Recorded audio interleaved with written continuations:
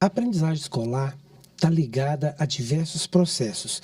E um desses processos, e que é muito importante, que cotidianamente você, eu, nós possamos trazer, né, para o nosso dia a dia essa discussão, que é a questão da inclusão. E curiosamente, ou às vezes até as pessoas se limitam ou evitam o assunto, mas nós vamos conversar nessa entrevista sobre a questão de inclusão ligada aos aspectos do desenvolvimento da sexualidade humana. E como que, no cotidiano escolar, Rebeca, quais são as implicações desse processo hoje, né, com tanta modernidade, tanta internet na vida das pessoas, tantas redes sociais? Como é que as escolas estão conseguindo se adaptar a isso, os professores? Então, Admilson, essas questões elas são muito densas e elas têm capilarizado hoje na sociedade para um lugar do moralismo. E pensar na sexualidade humana é pensar numa capilaridade enorme, multifatorial.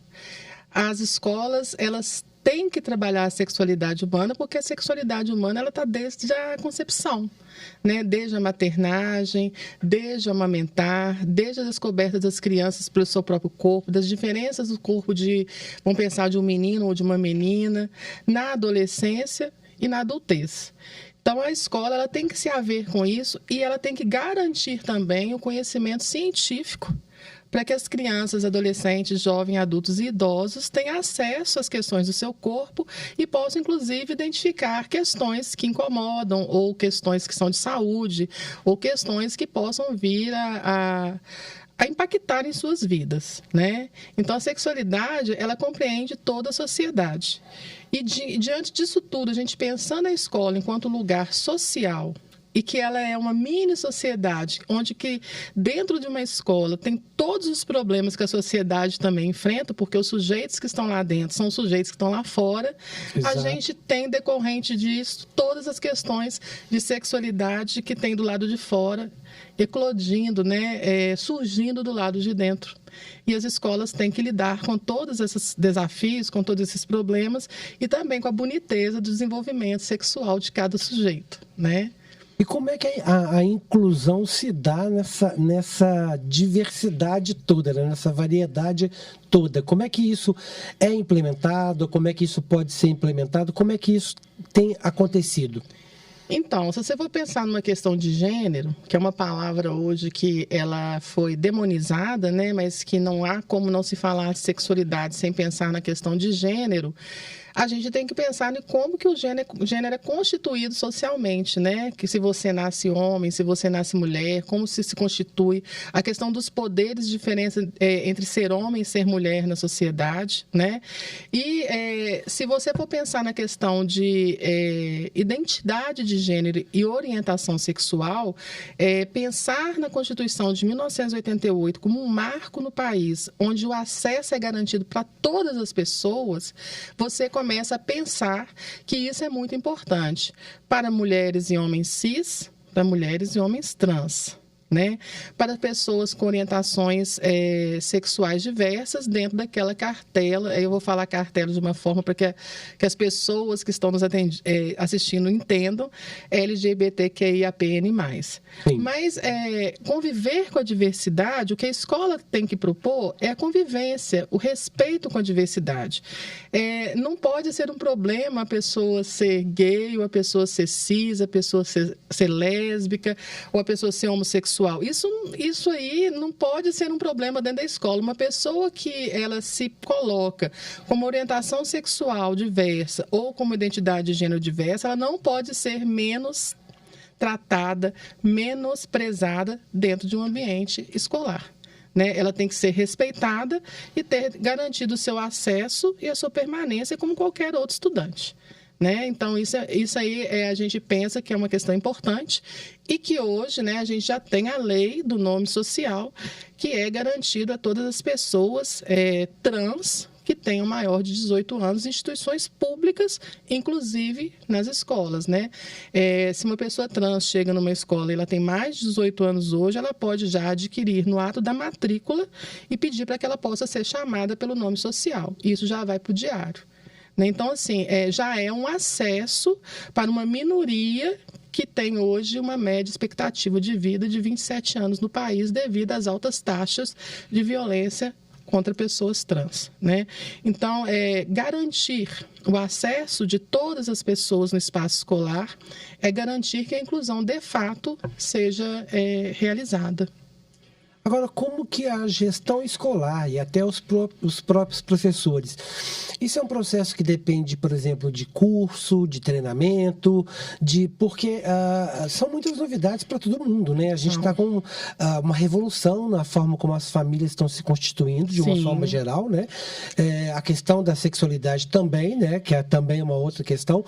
Por exemplo, a própria questão do uso dos banheiros, né? Da preservação da privacidade. Quer dizer, como é que isso está se delineando dentro dos ambientes escolares? Então, a gente pensa que os cursos de licenciatura e os cursos de pedagogia tendem, né, a pensar essas questões dos sujeitos em suas multiplicidades. É muito novo isso no país, né? Que todas as pessoas possam frequentar as escolas. Até antes de 1988, a escolarização, a alfabetização não estava dado para todas as pessoas, né? Era muito comum, não sei se sua avó ou sua bisavó eram alfabetizados, porque a minha avó não era alfabetizada. Eu sou a primeira mulher a chegar na academia num curso de doutorado, da minha família. E olha que nós estamos em 2023. Então, a partir de 1988, a gente tem um boom nas matrículas para garantir o acesso. Mas o Brasil hoje ele ainda não garante a permanência com qualidade e muito menos a aprendizagem. Né? A gente tem excelentes modelos de escola pública, excelentes situações no país, mas isso não se dá em 100% ainda. Né? Então, a gente tende a pensar que os cursos de pedagogia e os cursos de licenciatura têm que tratar questões que envolvam também sobremaneira direitos humanos. Né?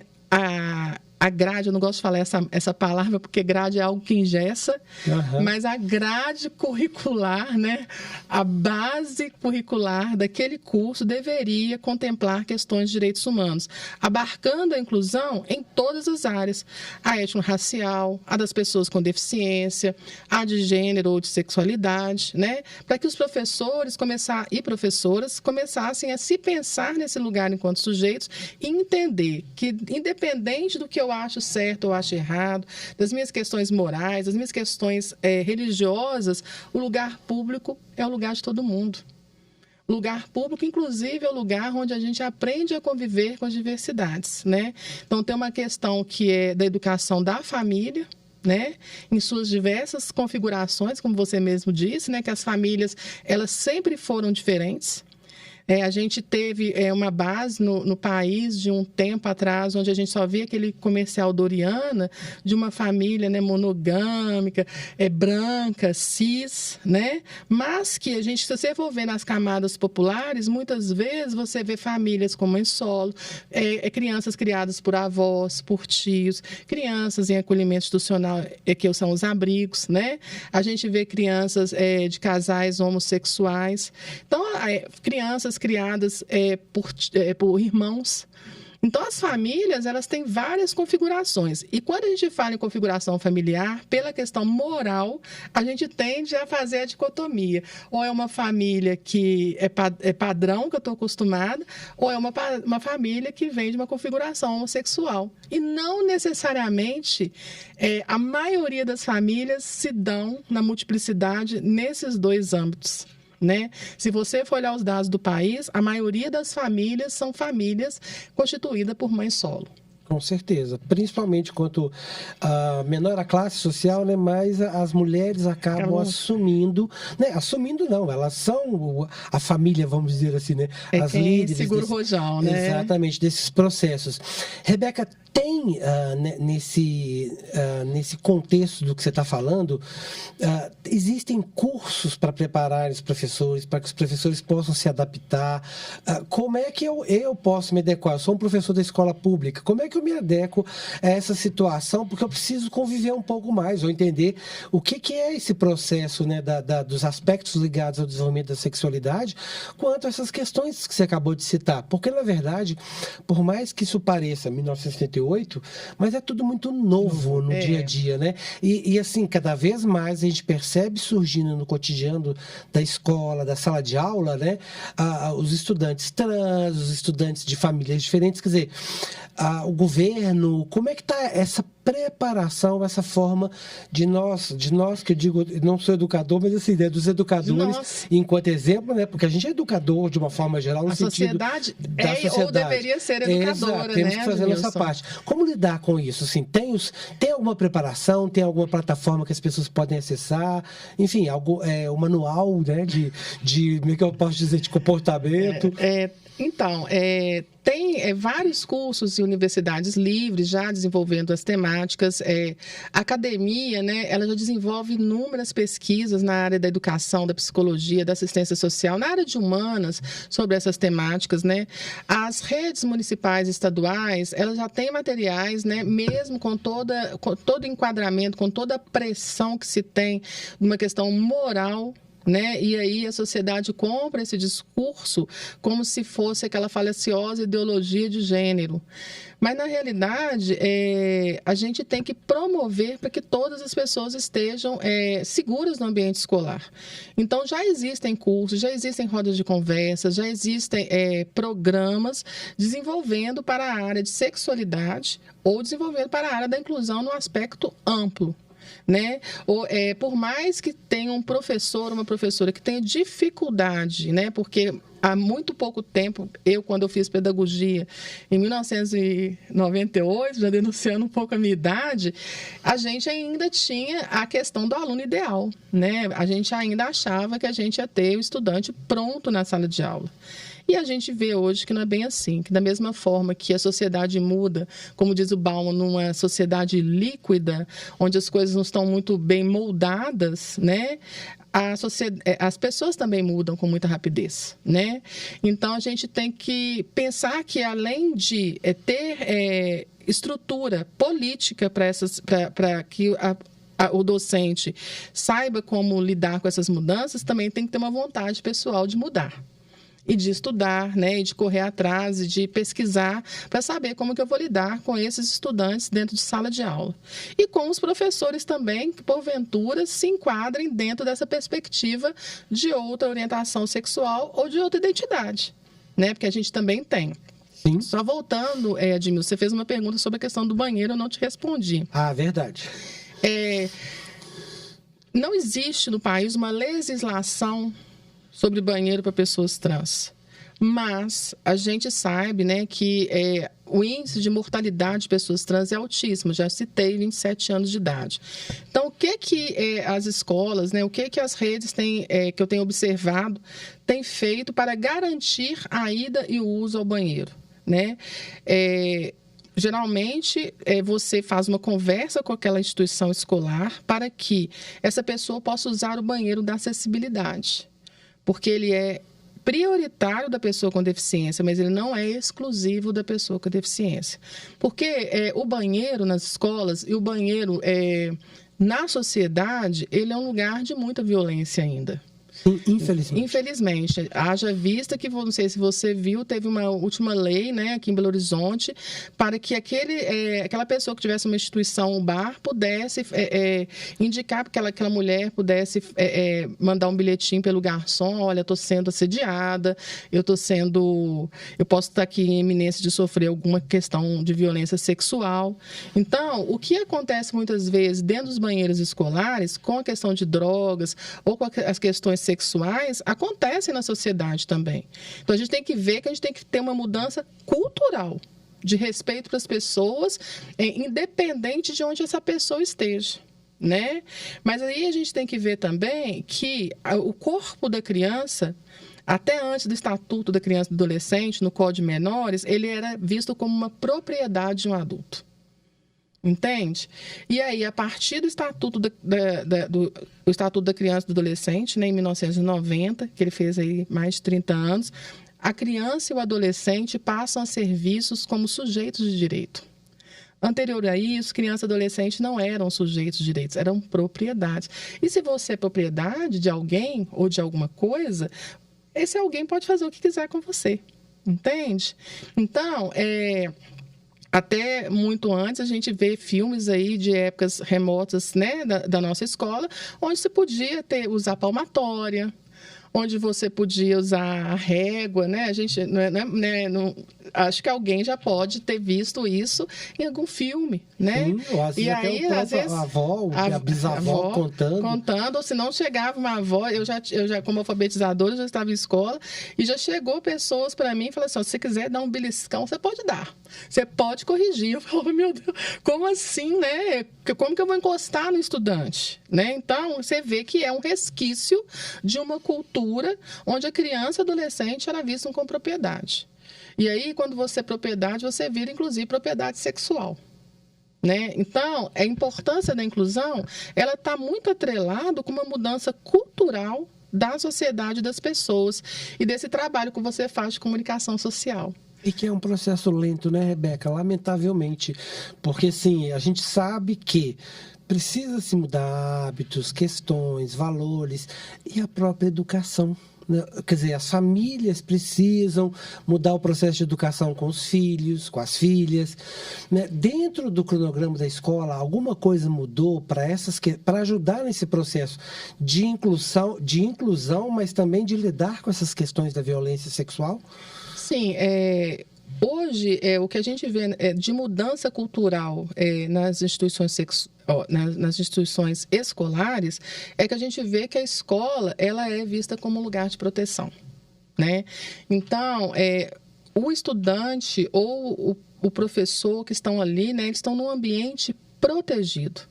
A escola é o lugar social de proteção e a escola é o lugar da aprendizagem. Os dois direitos têm que estar assegurados ali dentro. Né? E é dentro da escola, muitas das nossas crianças ficam 8 horas dentro da escola. Exato. E aí é dentro da escola que as crianças falam. E aí, quando você vê uma questão moralista a respeito da questão da sexualidade, a gente começa a questionar. Por que será que tem uma sociedade que, inclusive, consome muita pornografia, né? E aí, muitas vezes, a pornografia infanto-juvenil, que não se questiona quando está consumindo isso, de onde que isso está vindo, está tão preocupada em que até as questões de ensino com o corpo de uma criança possam ser ensinadas ou não. Né? Por exemplo, educação infantil com literatura. Você pode ensinar para uma criança que o corpo dela é dela e que ninguém pode tocá-lo se ela não permitir. E mesmo, aí eu falo não permitir, e mesmo sabendo que um adulto, ele não pode tocar mesmo, né? Então, isso é ensinado nas escolas. E aí, quando tem uma questão de sofrimento, uma questão de violência sexual, é junto com a professora que a criança vai falar de alguma forma, né? Na educação infantil, geralmente, vai ser através da mudança de comportamento. Uma criança que era alegre, que era muito feliz, começa a ficar taciturna, começa a não conversar mais. É através dos desenhos, né? Quantas vezes já atendi casos de criança que fazem aqueles desenhos todos riscados, com cor preta e uma coisa sombria, e a professora começa a observar aquilo. Mas por que esse desenho mudou muito? É na caixa da areia, quando ela vai enterrar ali no simbólico dela a pessoa que está abusando dela, porque ela tem que externar a raiva de alguma forma, ou a culpa, né? Ou através da fala, através do choro, ou através da repetição com os coleguinhas.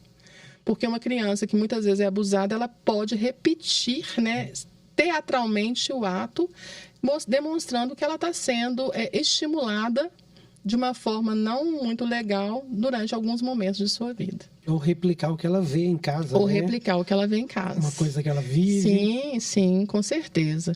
Muitas vezes, esse replicar também se dá por uma situação de extrema vulnerabilidade, né, Edmilson? Porque pessoas, às vezes, que moram muita gente num lugar só e as crianças, elas têm contato com sexualidade. E muitas vezes também, porque eu tento fazer um exercício de descolamento para a gente não achar só que quem é vulnerável e está num lugar muito pobre que as crianças vêm, porque as crianças também a gente hoje vê os filhos do quarto, os filhos da internet. Né? O que as crianças estão vendo na internet, no submundo da internet? O que as crianças estão vendo nas televisões? Né? Elas vêm em todos os lugares. A criança capta tudo o tempo todo, principalmente quando ela está abandonada um grande tempo na tela. Né? E a gente vê muitas famílias fazendo isso, para ter um pouco de paz, né? Para eu não ter tempo, para eu não ter, que ainda eu não entendi, né? Que a gente tem que educar a trabalho, e um trabalho contínuo de anos, repetindo as mesmas coisas, dá muito trabalho. Mas se você quis ter, né, aquela criança, ou se você teve, você tem que educá-la, junto com a escola. Né? Não é delegar só para a escola. E a escola tem, por lei, por finalidade, fazer um trabalho com as crianças para enfrentamento sexual infanto-juvenil. Isso é uma questão, assim, ética, né, de se fazer com crianças. Sim. A gente teve, há pouco tempo, Rebeca, uma lei sobre essa questão ligada ao período menstrual em relação às meninas. Sim. Como é que isso está funcionando nas escolas hoje? Então, a ONU, né, aponta a questão da pobreza menstrual, né, que o mundo ele está interligado à pobreza menstrual. E aí a gente já academicamente, a gente já evolui com a terminologia de dignidade menstrual. A sexualidade, ela é tão cultural que você não pode perceber a menstruação como uma questão de pobreza. E isso aí é ligado, às vezes, até a uma violência simbólica, né? Então, a questão da dignidade menstrual é a gente garantir a permanência de uma pessoa que menstrua na instituição escolar. E de qualquer pessoa, né? Os projetos de lei estavam interligados, então, inclusive em pessoas que estivessem ligadas ao Cade Único, né? Que é da assistência social e que estão em extrema vulnerabilidade. Aqui na cidade de Belo Horizonte, por exemplo, a lei ela contempla pessoas que menstruam, né? Mulheres que menstruam, pessoas que menstruam, porque homens trans também menstruam, né? Na faixa etária de 9 a 49 anos das escolas municipais. Então, se você for pensar que uma adolescente de 13 anos que não tinha acesso a absorvente, ela ia faltar em uma média de 4 dias de um ciclo por mês, ela faltaria ao ano 40 dias. Então, é mais de um mês sem ter garantido o seu direito à aprendizagem na instituição escolar. Então, a gente tinha uma discussão também de absorventes sustentáveis, né? O coletor, aí tem uma questão que não que barra muito a questão das famílias, porque é um absorvente interno, então não, mas a gente tinha também a discussão das calcinhas retornáveis, das calcinhas sustentáveis, porque o absorvente impacta no meio ambiente. Mas, quando a gente vai pensar em política pública, para a gente garantir o direito, vamos no absorvente convencional e vamos levar a informação das várias formas que uma mulher pode ter de conter o seu fluxo. Uma política pública é tão importante que, a partir da entrega dos absorventes para as meninas e para as pessoas que menstruam, você tem o programa Saúde na Escola fazendo as conversas dentro da escola, os professores fazendo as conversas, vamos pensar aí na área de ciências, que a BNCC vai contemplar no terceiro ciclo, né, no 7º, 9º ano, né, falando sobre a questão reprodutiva. Aí você se tem uma agente de saúde dentro da escola, ela pode escutar de uma menina: nossa, eu tenho muita dor ao menstruar, ou eu não menstruo, e você já pode acessar uma primeira consulta no centro de saúde. Entende? Que de uma política que às vezes aquela menina não teria alguém da família dela que a levasse porque não tem essa cultura, ela pode minorar um problema que vai vir lá na frente quando ela pensar, por exemplo, em engravidar. Né? Se ela quiser ter um filho ou não, ou se não de um problema crônico de dor. Então, quando você vai falar de inclusão, a gente fala, inclusive, né, de questões que são que a gente acha que são secundárias. mas que vão impactar a vida do sujeito, né? E vão fazer com que ela tenha uma aprendizagem muito melhor. Exatamente. E muitas vezes, né, no contrário, no inverso, o quão isso compromete a aprendizagem, o conteúdo que ela vai ter, até a disposição dela, da pessoa, de querer aprender, né? Você citou a BNCC e eu queria até aproveitar, então, e te perguntar isso. Pensando na BNCC, no que ela estabelece, porque já está em processo de implementação. O que a BNCC traz em relação a essas questões que a gente está discutindo aqui? E mais, como que ficou a educação sexual dentro desse processo? Porque a discussão sempre foi muito polêmica, né? Sempre foi. A sexualidade é polêmica, né, os pais que concordam, que discordam. Escola não é lugar disso, mas enfim, a família também, não, em geral, não fala do assunto, ou se tem um constrangimento, às vezes, do pai, da mãe, né? Os pais trabalhando cada vez mais, famílias que são comandadas pela mãe, tem os meninos são soltos, as meninas são... Enfim... Essas construções, né? Exatamente, quer dizer, ainda vem muita coisa que ainda, né, se perpetua, porque as famílias, como a gente disse no início, essa questão da mudança de hábitos, isso vai levar um processo aí de geração, né? Pode ter começado agora, na geração anterior, mas vai demorar aí talvez 1, 2, quem sabe até 3 gerações, para que as coisas de fato mudem, né? Porque muda num processo de criação, de crenças e valores. Então, voltando... BNCC, mudanças, o que ela diz, né? O que ela estabelece em relação a isso e como é que está essa história hoje da educação sexual? Então, a educação sexual ela vai abarcar a sexualidade. Então, desde a educação infantil, na BNCC, a criança vai trabalhar as transformações do corpo. Né? Dependendo da fase de desenvolvimento infantil, a criança começa a perceber que o corpo dela é diferente. Então, a professora ela vai trabalhar que o corpo é importante, que você não pode tocar o corpo do coleguinha, que você tem que respeitar o seu corpo. Aí entra a questão da violência sexual, onde você pega, por exemplo, livros Não Me Toque, Seu Boboca, e você vai lá e conversa com a criança sobre isso, e muitas vezes a criança entra em conflito com ela mesma porque ela está sendo tocada por um adulto. E ela vai contra a professora, e a professora legalmente tem que fazer todo um trâmite, né? Porque é crime e as escolas são orientadas a lidar com isso enquanto um crime, né? Na adolescência, você vai trabalhar biologicamente o que acontece, né, com o corpo mesmo. Só que quando você está conversando com adolescentes, eles vão te fazer milhões de perguntas, inclusive perguntas que você não imaginaria. Às vezes até para as quais você, educador, não está preparado. Nem está preparado. E aí o que a gente observa é que muitos dos professores, a gente tem uma gama de professores assim, muito legais, né? Vamos descobrir junto, vamos conversar. Não tem como não conversar com as juventudes, né? Porque as juventudes são muitas. E as juventudes nos pautam o tempo todo dentro da escola, né? E nos pautam com o corpo, nos pautam com as questões, né? Então, assim, as meninas nos pautam o tempo todo. Por que eu não posso? Por exemplo, um caso que eu atendi que dentro de uma escola a quadra só era quarta-feira para as meninas. O que você está subentendendo aí? Que menina não pode usar a quadra, que naquela quadra só joga futebol. E elas fazem todo o movimento porque elas queriam equanimidade no uso da quadra. E aí teve que ter uma assembleia na escola e elas conseguiram. Segunda, quarta, sexta para as meninas, terça e quinta para os meninos, e depois mudava. Né? Então, assim, mudou, trabalhou o corpo, trabalhou com o professor de educação física, que ele teve que repensar suas aulas. E, além de tudo, mostrou que aquele espaço que não estava dado para o feminino, ele tem que estar dado também. Que elas têm o direito, né? Recentemente, você está falando disso, a gente teve uma escola que foi exposta porque uma estudante queria jogar futebol e queria jogar na seleção da escola. Sim. Né? E houve todo um processo aí, porque os pais apoiavam, não só os pais, mas os pais dos alunos apoiavam a menina e a escola não queria. Uhum. Né? Então, houve toda uma repercussão em relação a isso. Mas, assim, ainda há muito que se discutir em relação a isso.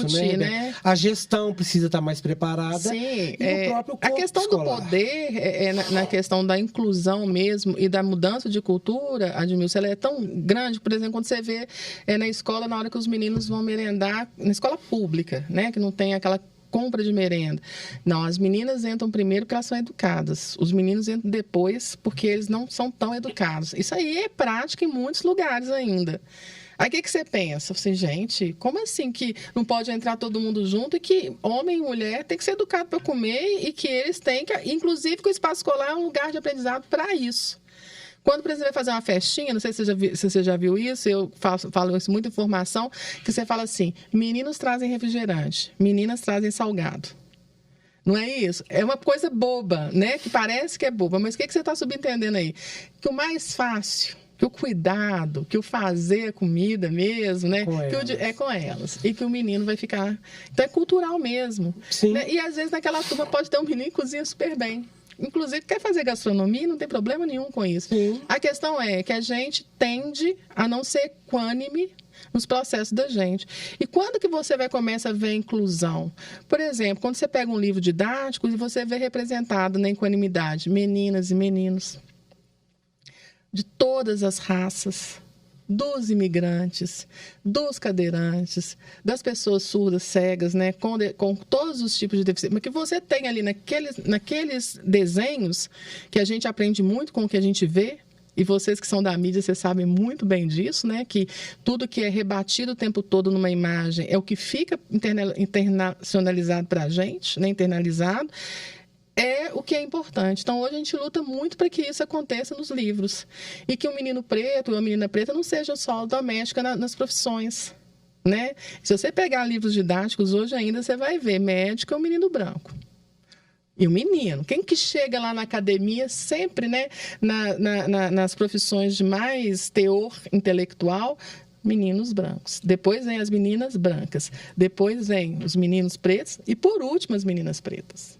Deficiente, pessoa com deficiência, a gente às vezes nem vê. Então, a inclusão, ela está nas minúcias. A inclusão, ela está na gente, né? E a gente tem que se atentar e a gente tem que começar a estranhar essas coisas. Quando você pega um livro, ele não tem audiodescrição. Onde que está o QR Code? Não tem. Por que não tem? Porque não vai ter um professor cego, uma pessoa cega aqui? E uma pessoa que é vidente, ela tem que ver o QR Code também, porque ela fala assim, para que serve isso aqui? Ah, isso aqui é uma ponte para audiodescrição. Você aponta o seu celular para cá e uma pessoa que não é vidente, ela vai escutar e ela vai poder apreender o que está aqui. Então, você está incluindo. Né? Quando você vê um vídeo, por exemplo, você vê Libras, né? Você vê o tradutor de Libras. E quem também não é surdo, né? Tem que ver que isso existe, que isso tem que estar dado na política. Nós não temos tempo mais de discutir se vai ter ou não. Né? E a gente ainda faz um esforço corpóreo para que a gente tenha acesso para todas essas pessoas. Né? Então, assim, é a gente estranhar. Esse lugar é acessível? Um cadeirante entraria aqui com tranquilidade?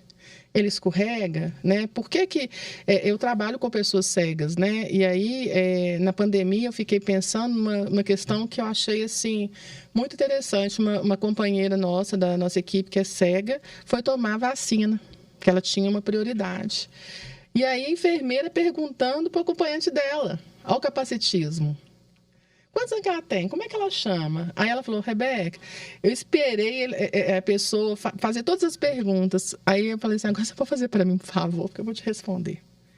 Sabe? Mas aí foi o que ela me falou. Isso cansa, porque eu tenho que fazer isso em todos os lugares o tempo todo. É como se eu não fosse capaz. Por eu ser cega, de me locomover na cidade. E era uma pessoa pós-doc. Respeitadíssima, mas que no seu cotidiano, porque a gente, culturalmente, a gente exclui em todos os lugares, não era respeitada e não era incluída. Né? Então, assim, é muito complexo a gente falar disso, porque a gente está falando de coisas muito simples, mas que a gente naturalizou tanta violência que a gente não consegue enxergar. E esse processo, quando você naturaliza ou quando você passa a conviver, ou isso vem da sua educação, da sua criação, seus valores, as suas crenças, o que a sua família já trouxe, seus avós, enfim, e você mesmo não se dá o trabalho de mudar, e como que você muda? A partir do momento que você conhece, a partir do momento que você sabe o que é, conhece os seus direitos, mas mais do que isso, você não aceita que façam com você, mas você não aceita que façam com o outro. Porque inclusão não é só o outro que precisa ser incluído, uma pessoa preta, uma pessoa, enfim, cega, surda e por aí vai. Não, você também, como parte da sociedade que você é, deve se indignar e não aceitar que isso aconteça em torno de você, né? Com as pessoas com as quais você vive, na sua sala de aula, você professora, educadora, enfim, todos esses processos precisam ser revistos e nós, cada um de nós, precisa tomar uma atitude de não aceitar a não inclusão ou de incluir. E pensa, será que você também nunca não se sentiu excluído de um grupo que você queria participar, da sua rua, dos seus amigos, da sua família?